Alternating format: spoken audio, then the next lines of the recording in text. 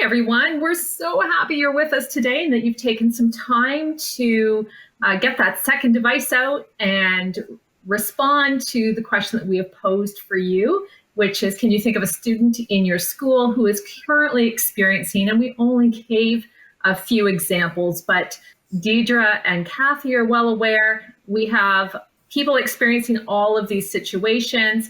Submitting assignments and feeling overwhelmed at school is currently our highest in point values on the Mentimeter. Kathy, I'll turn it over to you. All right, thanks, Judith. And thanks again to everyone for participating in the introductory poll. Principals from across Ontario report that they are seeing more students struggling with mental health issues. Some principals report that the volume and severity of those issues is making it difficult for them to fulfill their roles as instructional leaders. The majority of mental health disorders emerge during childhood and adolescence, and there is widespread agreement that prevention and early treatment of mental health has long-term payoffs for individuals and society. Principals and vice principals are in need of mental health supports as we work to respond to students' mental health needs. And our responses may take a broad approach to health promotion for all students, as well as targeted interventions for students with higher needs. This webinar will focus on supporting students experiencing mental health concerns. So welcome to the third of 3 webinars designed to support principals and vice principals in creating mentally healthy schools in Ontario. These webinars are hosted by ADFO, CPCO, and OPC in partnership with School Mental Health Ontario. My name is Kathy Lott, and I am the OPC representative supporting this project for supporting student mental health. I'm very much looking forward to our learning here today, and I'd like to pass it off now to Deirdre. Hi, my name is Deirdre Kinsella-Biss, and I am the project lead for CPCO for this leadership series on school mental health. I am formerly a principal from Dufferin-Peel Catholic District School Board. I'm very excited to be here with you today, co-facilitating this webinar, and I look forward to learning with and from you today. Judith? Thanks, Deidre. I'm Judith Desjardins. I'm your facilitator behind the scenes today, monitoring the chat and sharing your voice through to Kathy and Deidre. I am a 20-year principal with the London District Catholic School Board, currently on secondment with School Mental Health Ontario. It's been a really exciting transition, and the work that we do at School Mental Health Ontario has been very, very rewarding and exciting. My job is to hear your voices from the field as principals and vice principals, and to continue to ensure that we're creating supports for you for school-wide implementation of student mental health within your buildings. So I'm happy to be with you. Back to you, Kathy. Thanks, Judith. So this webinar has been designed to be interactive. There's going to be opportunities for self-reflection and opportunities for sharing of your practices. It's our hope that over the next hour we spend together to build a community of lead learners who are open and reflective to build knowledge, skills, and practices together. At times, we will be using Mentimeter, and at other times, we will direct you to the chat box to the right. Please do feel free to use the chat box, as Judith mentioned, at any point in our webinar today. Just so you know up front as well, the tools and resources featured throughout the webinar are relevant to all schools, including bricks and mortar, as well as the virtual context, and are available at the end of the webinar on our resource page. So for land acknowledgement, on this screen here, you see a general land acknowledgement for those in Toronto. Presently, I am up here in Bracebridge. I'm recently retired from the York Region District School Board. So at this point, for land acknowledgement, I will be acknowledging a different land. I am so very grateful for the opportunity to live in Bracebridge as my new community, and I thank all the generations of peoples who have taken care of this land for thousands of years. In particular, I acknowledge the traditional territory of the Anishinaabe, specifically the Ojibwe and the Chippewa. This territory is covered by the Williams Treaty. I recognize and deeply appreciate the contributions made both in shaping and strengthening this wonderful community, our province, and our country as a whole. Together, we commit to acknowledge, to learn, to educate, to create opportunity, and to honor sacred places, and to do the work for truth and reconciliation in support of our commitment to wellness for all and for future generations. So on the next slide, you will see our learning goals for today. You will gain a deeper understanding of a strong circle of support, the supports for students struggling with mental health concerns, and as well tips on how to talk with parents and caregivers. So welcome again, and please join us at this time for a mental health check-in. So in looking at the 6 emojis on the screen, we'd like you to answer the question, how has your day been going? And just select one of the 6 emojis and add your choice to the Mentimeter link. We have a terrific group. They're already ahead of us, and people have already submitted question number 2, and others are submitting as we go. So we have a lot of people feeling kind of how I'm feeling, that thumbs up, feeling great. Others are looking like they might be a little bit curious, wondering what's going on. A couple questioning, why am I here again? I forget why I signed up to this webinar. And a couple with that face of, my life is, lots going on right now. So again, thank you for filling in on the Mentimeter. It gives us a good sense of where you're at. And Kathy will speak more to that. Thank you. Okay, thanks. So you might be wondering, why do we do feelings check-ins? They're very popular. Just a bit of background. A key SEL competency is self-awareness, and that starts with students being able to identify how they feel. A daily feelings check-in helps all of us to recognize different emotions and also the intensity of our emotions. So we can't manage a feeling if we can't recognize it. Checking in normalizes feelings. When we do check-ins with students, we help teach students to recognize that all feelings are okay. It then opens up the conversation that how we handle those feelings makes all the difference. Identification and management of emotions is a component in social emotional learning as we help students to gauge emotions. And encouraging your staff to implement regular check-ins with students communicates that how everyone feels is important. It's a simple daily task to do that shows students that we care, you matter, we want to listen, and that we're here to support individual student needs. So throughout this webinar, please take note of these emojis here as your cues to action. So when you see the emoji on the left side of the slide, we just encourage you to share an idea or thought to our discussion. If the slide has a picture in the center there, we encourage you to text a friend or perhaps add your idea to the chat box. And when you see the emoji on the right side of the slide, we encourage you to take a brief moment just to privately write down or journal some notes or key ideas or questions for yourself and your own reflection at a later time. As leaders, a tool that helps us refine our leadership skills is the Ontario Leadership Framework. So next up, we will take a look at the leadership tools and their connection to the work we do to lead mentally healthy schools. Culturally responsive practice integrates a student's background and prior home and community experiences into both the curriculum and the teaching that takes place in the classroom. Strong and consistent evidence shows that student participation in high-quality, culturally responsive, social-emotional learning at school is associated with good emotional health and enhanced academic achievement. As the lead learners, we must promote a commitment to share responsibility both personally and collectively for the emotional well-being of our students. Part of this commitment involves leaders providing teachers with supports to deepen their understanding and professional practice related to mental health and culturally responsive pedagogy. Understanding students' strengths, where they are at on the mental health continuum at any given time, and giving priority to identifying those students in need of additional support becomes a major part of our leadership role and our collective responsibility. Getting to know staff, students, parents, and families and their lived experiences can help us deepen our understanding, build trusting relationships, and program relevantly for our students. As a school leader, our own personal leadership resources support us in achieving these goals. Our cognitive resources and our knowledge of effective school and classroom practices help us support teachers. Our psychological resources and ability to be proactive enables us to put the necessary supports in place for students. Equity considerations are important to building mentally healthy schools because stigma, stereotypes, and implicit biases are still very much part of our daily reality. As culturally responsive leaders, we need to take time to explore our own attitudes, values, and beliefs. We evaluate the world through the biases that shape our perception of reality. Researchers tell us that we can't consciously force ourselves to stop these biases from forming, but we can learn to acknowledge that these biases exist and impact our thoughts and decisions. We also know that we can take steps to reduce the impact of unwanted, negative, implicit biases by gradually unlearning them and replacing them with new associations.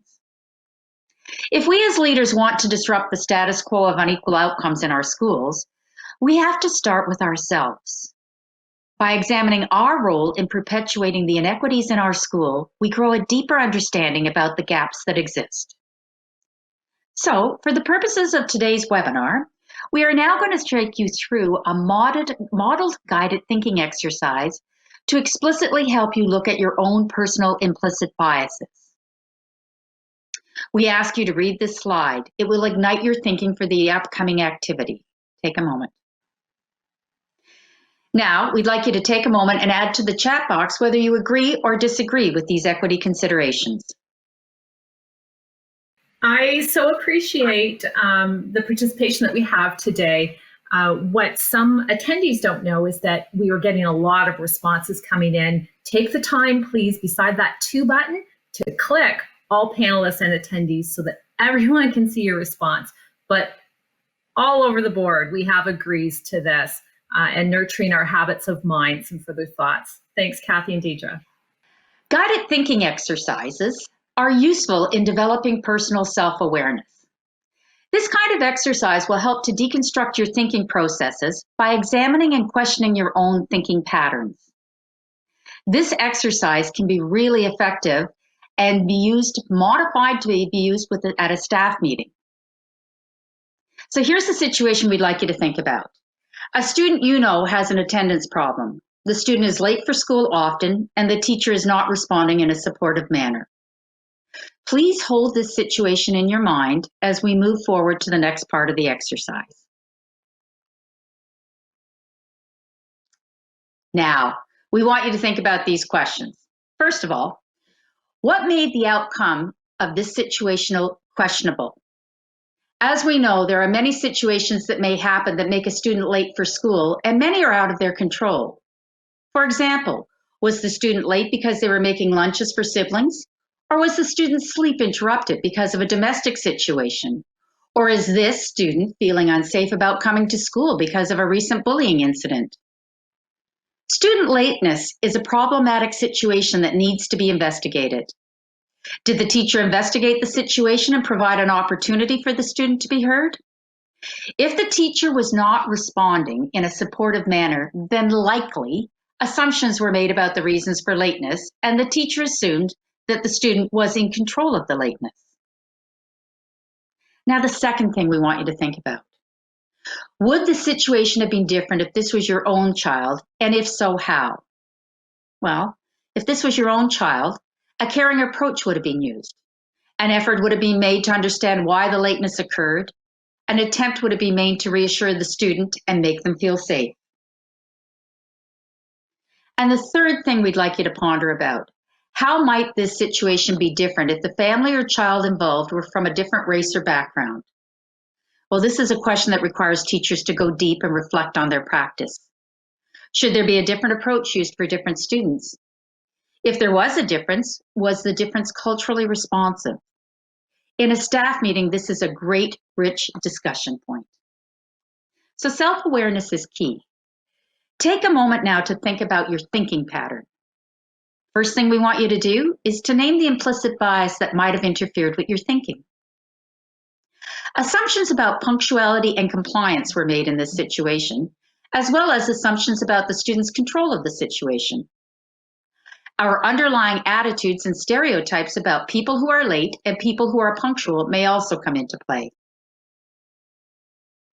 The second thing we want you to think about is we want you to reflect on why you thought this way. So for example, do you associate punctuality as a success? Or do you associate lateness as a failure? Or do you have embedded cultural beliefs about being on time that carry with you into the workplace? The third thing we ask you to consider, what might prompt you to reframe your thinking? Instead of assuming the lateness was intentional and within the student's control, switch lanes, take on a new perspective, and think about why the lateness might have occurred. Seek first to understand the root cause of the lateness. As school leaders, we must take the time to understand why we think the way we think. We must understand ourselves as well as provide opportunities for others to explore their thinking. So we have given you a sample guided thinking exercise, and now what we invite you to do is share an example of how you might provide other opportunities for your staff to explore their own implicit biases. Please share in the chat box. I often think when you give that example, Deidre, about the student coming in late, one of the things we haven't talked about is that student voice, asking them before we presume judgment. That's all part of that role we have as administrators to model a welcoming, including, we're so happy you're here. I noticed that you've come in late lately. Can you tell me about that? Is there anything I can do to help? So to your question, and thank you to those that are taking the time to add some ideas, lunches that students bring. How judgmental have we been before about what lunches they bring or what they can eat at what point in their day? How can we help a teacher reframe the question from a judgment question to one of curiosity and one to help? Dress code can be another place where we show judgment. Laziness, provide scenarios to discuss the implicit bias that we might bring to our thinking about why they were late.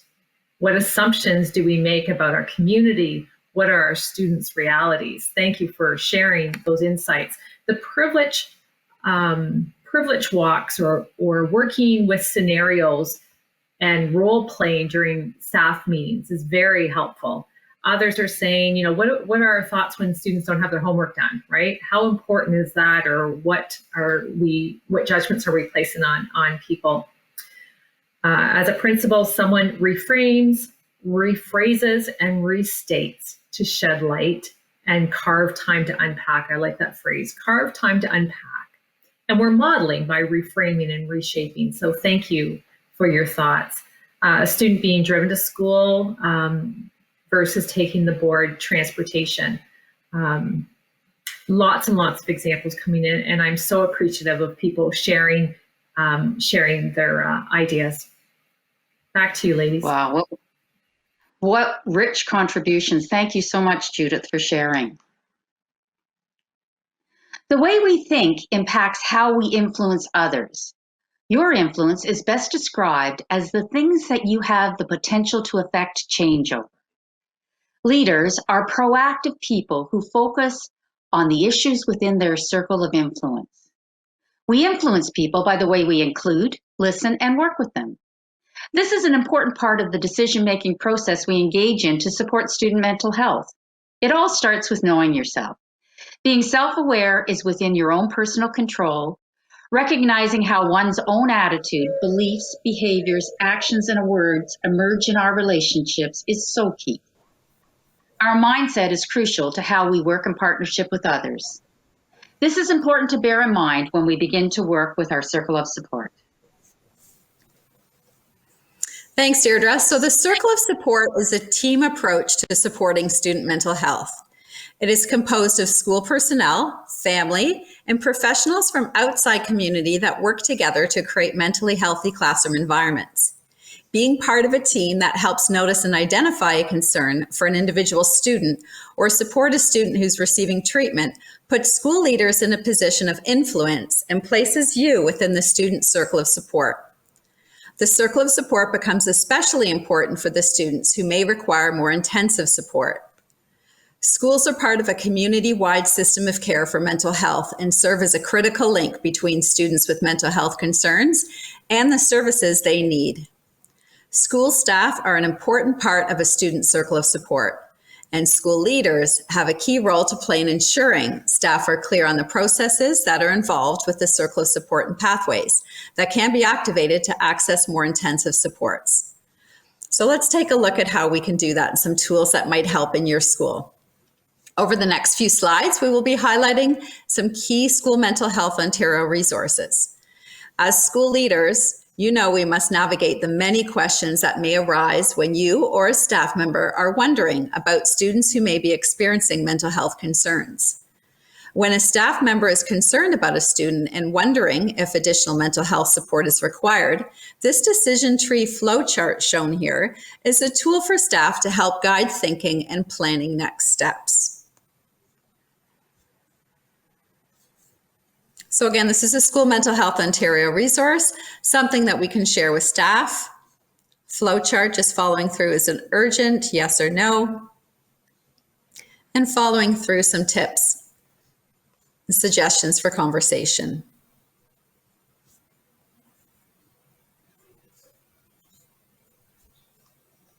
The Circle of Support and System Pathways desk reference will help equip yourself as a school leader and all staff in advance and will help build capacity. So allocating time at a staff meeting, for example, to work through this desk reference together would be helpful early on in the school year to support student mental health. Staff would simply complete the desk reference with specific names and roles of the mental health support available to them as they learn about the process and pathways to access supports. So this desk reference highlighted on the slide prompts us to consider the supports and processes in our school, our board, and our community. Take a moment to reflect and think about the process of supporting a student with a mental health concern in your school. What does it look like? What does the process for support look like? So as we know, there are so many questions to consider. Who do you consult with?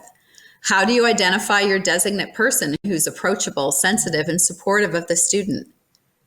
Who are the members of your school team that work together to provide an individualized support plan for the student that addresses triggers, signs of escalation, supportive strategies, and accommodations?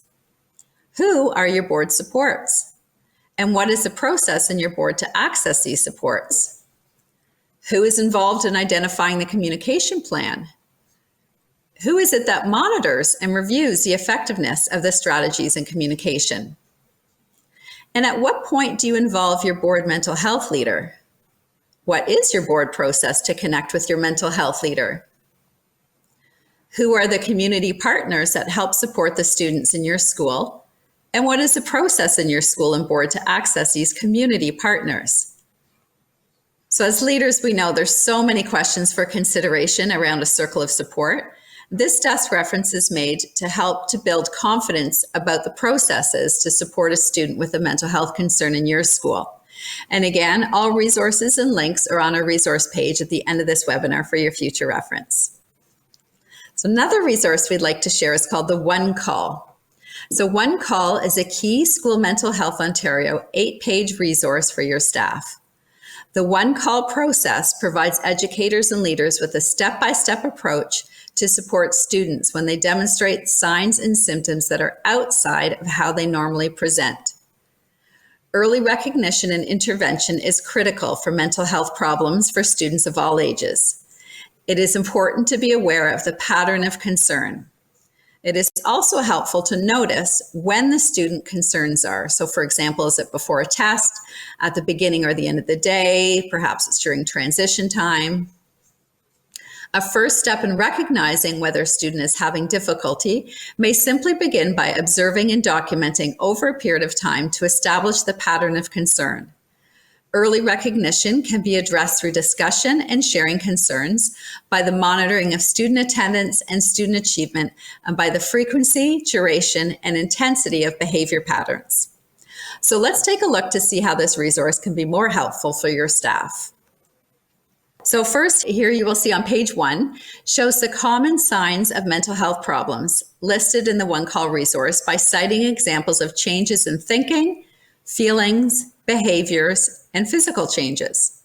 This is a helpful resource to share with staff to build confidence and skill so they are able to notice when a student may have a mental health concern. On page 2 of this resource, you will see frequency, duration, and intensity highlighted. These are encouraged to be used for documentation when a student is struggling with a mental health and/or addiction problem. The reflective questions would be beneficial to share with all staff as a first step they could use in recognizing whether a student is having difficulty. So please take a moment to read the prompts for frequency and duration and intensity, as they will help with documentation of student behaviors. Page 3 here identifies a one-call acronym that serves as a reminder of the steps educators and leaders can take in providing support. The one-call resource connects with the Circle of Support resource. So let's remember that there are many people in a student circle of support who have a role to play. Making use of these resources will help ensure that your staff is clear on the processes that are involved with the Circle of Support and pathways that can be activated to access more intensive support. So as a reminder, you can connect with your mental health leader for more information about the Circle of Support process. Also to note, School Mental Health Ontario has a new mental health literacy course for school leaders, which provides an opportunity for deeper exploration of the 3 concepts of frequency, duration, and intensity, as well as the one-call desk reference. You may be familiar with Supporting Mind Strategy at a Glance, which is an information guide that provides an overview of common mental health issues. It includes suggestions for differentiated instructional strategies and/or accommodations. Let's use this resource to see how to support a student who may be struggling with test anxiety. So I ask you now to take a moment to review this slide, which highlights strategies to support and bolster a student who's experiencing anxiety related to academic performance, specifically trouble with test taking. So take a moment just to take a look at the slide. We ask you to exchange your ideas and share your thinking in the chat box. We invite you to share an idea that you have read on this slide that caught your attention and share how you might use it in your school.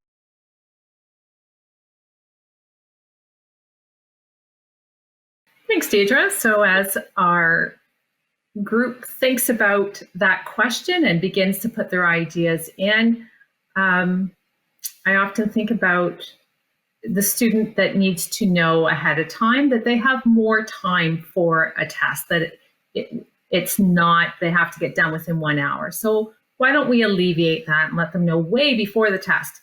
Do not worry about that. You have as much time to show what you know ahead of time. Just take that off of the equation. Avoid the minute math. I can relate to that as a principal, and I've had many conversations about that. The stress of minute math versus what are we trying to accomplish? It reduces some pressure for some kids. The support puts emphasis on the relationship and the transparency of the information. There shouldn't be any surprises. Kids don't need surprises from us, so they should know ahead of time when we are assessing and doing things that require them to do some preparatory work towards that. I think time pieces are difficult for many students, so agreed. That worry about time constraints. Providing positive affirmations to the students prior to the test. We know you've got this. I've seen you work really hard on this. I've seen you be really successful, right? Boosting up their confidence before they actually sit down to do that test. Thank you. I appreciate the input coming in through the chat. Back to you, Deidre. Thanks, Judith. As school leaders, you may be frequently faced with students who experience various levels of distress related to a range of different needs, including academic, social, emotional, and behavioral. Sometimes the needs are straightforward, and yet on other occasions the problem is more complex and requires a comprehensive approach to supporting the student. The 6 R's framework for school leaders provides an example of an approach that can be used with students seeking help. The framework incorporates some very simple elements. It includes receiving and welcoming the student, helping the student to relax and manage their intense emotions, reframing and validating the student's feelings, and helping the student to view their problems in another way, redirecting the student to help them find next steps and actions, referring the student for additional supports if necessary, and recording and documenting the situation and any actions that have been committed to. We would now like you to make some connections between the 6 R's for school leaders and your own school. What are you doing in your school that aligns to the 6 R framework? What is working well? What might be an area of growth? Please share your thoughts in the chat box. So there's been conversations in the chat box and not necessarily directly related to what you've just asked, Deidre, but I think, just recognizing that those comments are there, and we thank you for that, and it gives us time to unpack how are we preparing children for the future, right? And it's really about helping children understand themselves and how they respond to life situations, and helping them with the tools to respond in a way that's going to reduce their anxiety or to help them cope. So the virtual field trips, for example, are one of the tools that we just introduced, and that's all about helping the child discover about themselves, how to keep themselves calm, how to regulate themselves, how to deal with stress in healthy ways. So thank you for surfacing that. As far as the 6 R's for school leaders, we all can relate to this. We have children that we receive into our office all the time. One of the things I often thought about was how much their adrenaline is flowing by the time they come into the office to greet me. So I always opened a bottle of water for myself, and I opened a bottle of water for them. And I said, let's just take some time to be present with one another. I need to drink. Do you need to drink? Let's have some water together. I'm also seeing some comments come in, so let me just look at those. So collaborative problem solving, putting the student at the center of the conversation. Love that idea. It's always about the student. It's not about our needs, it's not about others. And same with the 6 R's. It tells us, we need to be present to the student. Let's put aside anything else right now. Using the multi-team approach for mental health is helpful for someone to put that in, a combination of approaches. There's no cookie cutter approach. You're so right about that, right? Depending on our context, depending if we're virtual or we're not, there's no cookie cutter approach to this.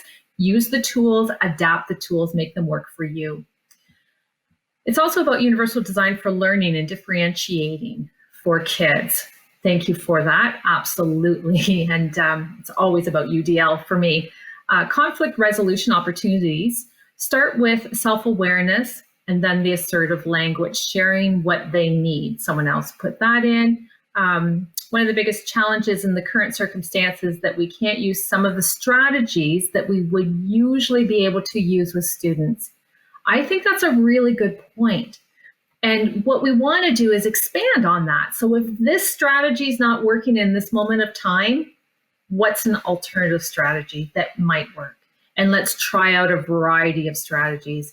It's kind of like as principals and vice principals, we have that toolbox and we pull out the tool or the strategy that works in that moment for that individual. We want to teach kids the same thing. You have a whole toolbox of strategies that will work for you. Let's figure out, this one's not working for you right now. Let's find another one that does. So thank you again for surfacing that.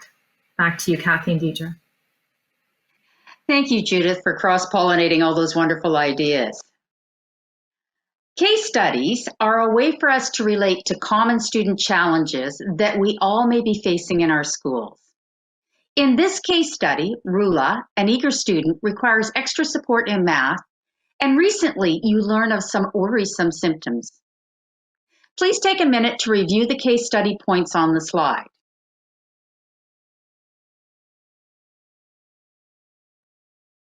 Let's take a closer look at how the one call desk reference could be used to begin a supportive conversation with Rula. So we're building in time here to practice how to use the one call resource to create a suggested starter statement for our conversation with Rula. So please use the information provided in this screenshot on how to notice, support, and bridge. To frame our thinking, let's reread the case study again. This time, as you reread the case study, please think about the ways to validate Rula's feelings, understand her problems, as well as think of types of examples you can use with Rula to let her know that you get it. Here is an example. Rula, I hear you saying that you feel angry with yourself. I know that math can be hard for you and makes you feel anxious. You are not alone. We are in this learning together, and together we will get through these word problems. Now, we ask you to practice. So we're going to ask you to please add a suggested starter statement to open a conversation to support Rula in our chat box.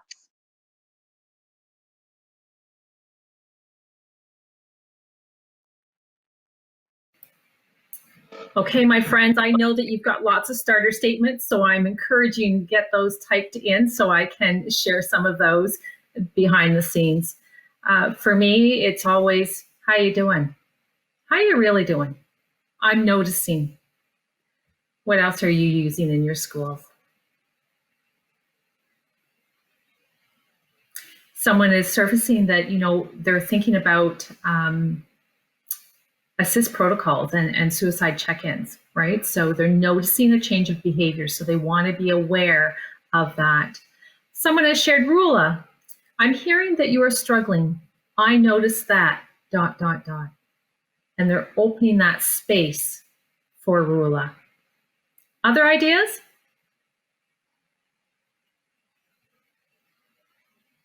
I know you have them and I know you'll share them. We'll continue on. Thanks, everyone. Thanks, Judith. And thanks to people for contributing. Yeah, definitely, Judith, as you said, it's opening the safe spaces to allow students to express their voice and their feelings for us. So there are many supports that we've referenced throughout this webinar. The circle of support, the decision tree flowchart, supporting minds, strategies at a glance, and the one called desk reference. As school leaders, we need to find ways to build confidence and knowledge for our staff when we are working with students who are experiencing mental health and addiction concerns. Please think about the actions you might take regarding supports and resources available. How will you as a school leader, or how do you, help to build confidence and knowledge for your staff in the area of working with students who are experiencing mental health and/or addiction concerns? We'd like to pause for some interactivity here through our Mentimeter, so we invite you to take a moment to add your ideas on the Menti. It's often helpful to see how others are leading in their schools. And as people are opening up their Mentimeter again and typing in that code, I just wanted to circle back. We've had some really good conversation starters.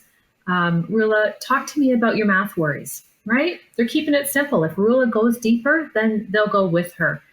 Creating that safe place for kids to talk. Rula, tell me about the pressure you're feeling. You mentioned that you're feeling pressure. Tell me about that. I want to share with you that I've noticed that you've been trying your best and continue to learn new things, right? Starting with a positive. But again, all of those conversation starters are really building the space and holding that space for Rula to open and share further so that you know who to connect with in your circle of support if you need to move beyond a tier 1 level of support. So thank you for all of that.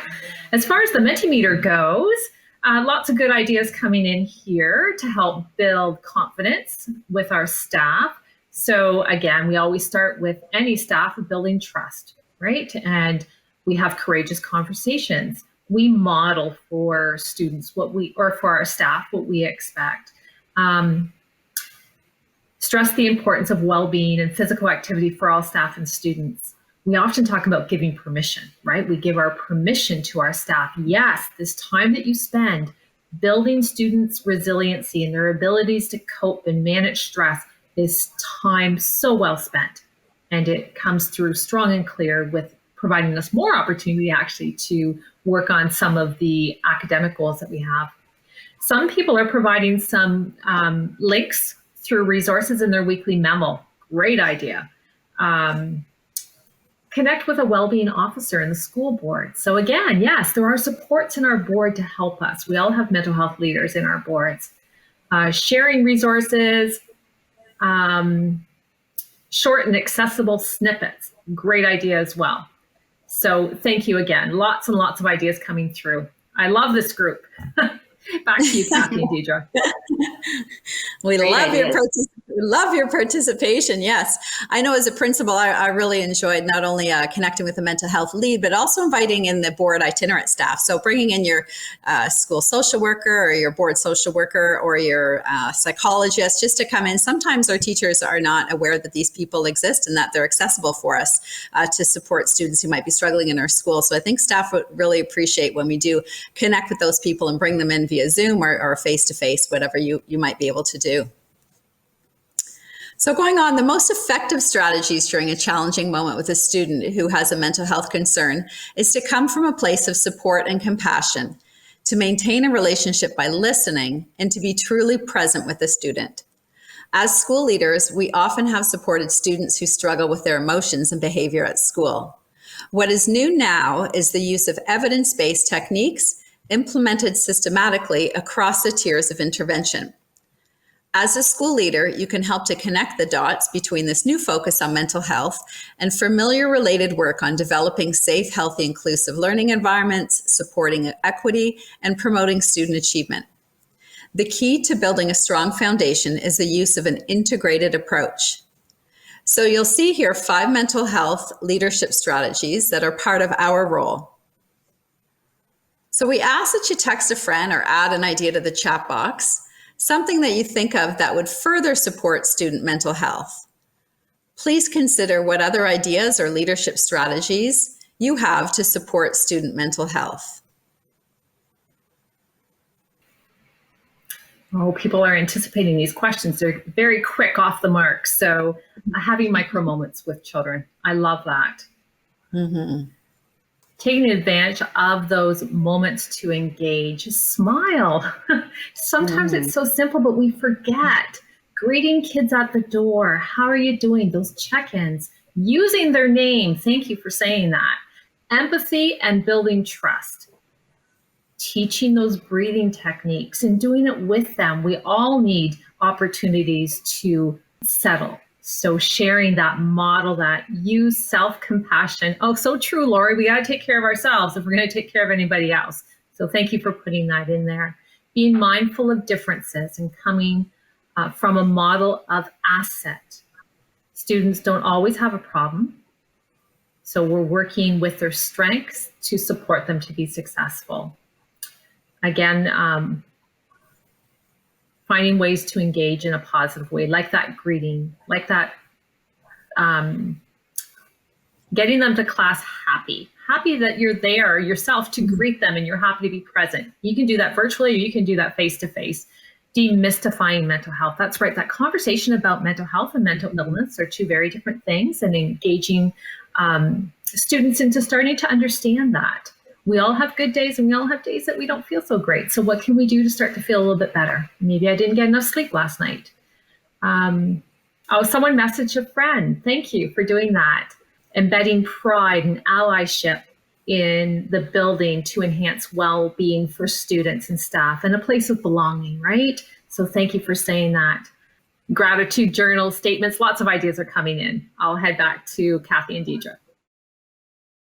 Great. Thanks, Judith. Just so you know, participants, on this slide, the key mental health leadership strategies, a little arrow that's pointing down. On this particular resource, there's many more strategies listed under each one. So you can check out this resource, Key Mental Health Leadership Strategies, on our resource page at the end. That will help you dive deeper into the principal leadership learning. All students benefit from having a well-being goal and plan. However, some students need a more detailed and specific well-being plan to support their mental health and success at school. Making a well-being plan that can help students better understand themselves and identify strategies to help cope. So a well-being plan can be created by a student and their caregiver and then completed with school support. Developing a support plan includes identifying when things are going well and when a student needs help. So a sample student well-being plan is shown here for your reference. Let's take a peek. So taking a look at the ways that we might want to document some suggestions that will support the student through a student well-being plan. So this particular one starts off just with the purpose of a well-being plan. And again, this is something that we would send home with the student to complete with their family, their caregiver, their guardian. So the student would be documenting here what they would like support with, so to present the problem. We ask that they focus in on the signs. So signs being the thoughts, their feelings, and behaviors when things are going well, and what they need support with. Also, it's important for students to recognize what others will notice when they need support. So what does that look like? What are some of the symptoms that they would see? Their coping strategies. So what can they do to help themselves cope in school? Again, this is all about building capacity. And really important for the student to know who their support system is. So this might be something that the teachers or the staff back at school will help add some names there. Because often, sometimes students in distress might feel like they're alone, and we need them to realize that there's a large team around, certainly, to support their needs. So a student well-being plan can be a very effective tool. So let's now take a look at the way we build partnerships with parents and caregivers. On this slide, you will see 6 ideas from School Mental Health Ontario to consider when planning to meet and talk with parents and caregivers. This is a 2-page tip sheet, and it provides details on each step. And again, it's linked on our resource page for future reference as needed. Communication is key. Talking with parents and caregivers about concerns you may have regarding their child can be difficult. Many educators report that it is one of the most stressful parts of the job. School leaders and educators need to reflect carefully on how best to phrase their concerns when talking with parents and caregivers about a child or about a student. It can be difficult for parents and caregivers to hear that their child is struggling with a potential mental health challenge. So this resource is a support tool for these conversations. No doubt those challenges have brought forth new learning. So from those experiences, we ask you to consider sharing a leadership tip that you've used in talking with parents or caregivers about mental health. So we ask, what is something that works for you in your school community in talking with parents, caregivers about mental health? If you have an idea that you'd like to share, we just ask that you share it to the chat box. Thanks, Kathy, for posing that question. And I know this group so far, they've set a standard, so I know there will be lots of sharing. But in light of time, I'm looking at the clock, I think we'll continue to go. But such things as creating that space to hear, creating that, removing stigma, using an inclusive conversation, having guest speakers at a council meeting that opens the doors for families, that welcomes dialogue. Again, as I knew, this group would put lots and lots of ideas in, but I'm going to send it back to you to continue on. Thank you. Thanks, Judith. Parent and caregiver conversations can be sensitive, emotionally charged, and challenging. Personal self-awareness is so important. Remember your reflections on your own thinking patterns from the modeled guided thinking exercise we did earlier in this webinar. Focus on your own strengths and be mindful of your own implicit biases. Reframe your thinking and put new associations in place. Be conscious of context and make sure your words and actions reflect culturally proficient practices.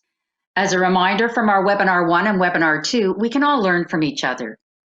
Culturally responsive educators know that Black, Indigenous, and other marginalized communities are impacted by systemic racism and colonial structures in education, healthcare, and other areas of society.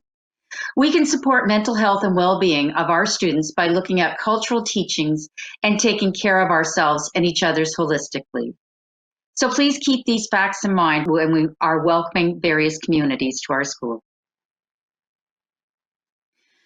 Quality monitoring is part of leadership. It holds us accountable for the goals we set. When we monitor, we begin by looking at the here's what, which is really all about analyzing the evidence of our actions. Then we engage in the so what, which focuses in on interpreting and making sense of the evidence. We then proceed to the now what stage, which is all about determining action and next steps. So we ask you now to take a moment to answer or to think about a monitoring question about your school. Think about how you might monitor the supports in place for a student with a mental health concern. One of the things that I don't want us to forget about is student voice, right? Asking them what's working for them. What more do they need from us is one place to monitor. Lots of discussions with teachers and students for follow-up is another great suggestion. Check in with the parties involved. This group is so much for sharing in chat. So keep sharing because we can see those responses, but I'm going to let Deidre and Kathy continue. Thanks, Deirdre. Thanks, Judith. So thanks again to everyone for your participation today. We are making good time here and just wrapping things up, a few key ideas. Just especially, thank you so much for making mental health a priority in your school. We hope that you leave here with a deeper understanding of the elements of a strong circle of support, your role in supporting a student as a member of their circle of support. We hope you have a deeper understanding of how to access additional support for a student with a mental health concern. And maybe some tips. Hopefully you've gained a little bit and become familiar with some resources you may not have known about with how to talk to and partner with parents and caregivers in your school community to best support students who might be experiencing a mental health challenge or difficulty. So the information and resources provided to you today and the supports that you can use in your school to promote positive mental health are all on the resource page at the end of this webinar. We ask you to visit this slide and bookmark resources that you may consider for future sharing with your school teams. And important to note as well that further information can be found in Module 5 and Module 6 of the Mental Health Literacy online course. Again, there's one for teachers and there is one specifically for you as school leaders. So these are the key takeaways from the 3 webinars on supporting student mental health and well-being in your school. We hope that you can join us on our continued journey to explore further in depth, as we do have a couple of podcasts and a whiteboard story to support students with mental health challenges. So thank you again so much for being here today and participating along with us. We hope that you leave here with a deeper understanding of a strong circle of support. Again, the supports for students struggling with mental health concerns and tips on how to talk with parents and caregivers. We encourage you to visit the School Mental Health Ontario website and to take time to familiarize yourself with the multitude of resources School Mental Health Ontario has created to support Ontario school leaders like yourself in this work. So thank you for learning on behalf of yourself, each other, and the students in your school. Together, we are better. Thanks, Kathy and Deidre, for taking us through this learning. I am so grateful to the principals and vice principals that took time out of their very busy day to really make my day. What a great way to end the day with the conversation and your participation through the chat. Again, on this slide, you'll see a reminder to you, if you want to learn more, take part in this school leader mental health lit course. It's 6 hours, it's a certificate at the end. It's such good learning. And you can do it self-paced, do it when it's convenient for you, but it's an excellent course and I can't stress that enough. We also at School Mental Health Ontario love our partnership with our 3 principal associations. We like working together. We hope that the package of materials and supports that we've been able to provide you this year have been helpful. We look forward to your feedback as well. I know that Lawrence from OPC will be inviting your feedback for further considerations for future projects in future years. So again, thank you so much. I'm glad you were with us. Have a great evening.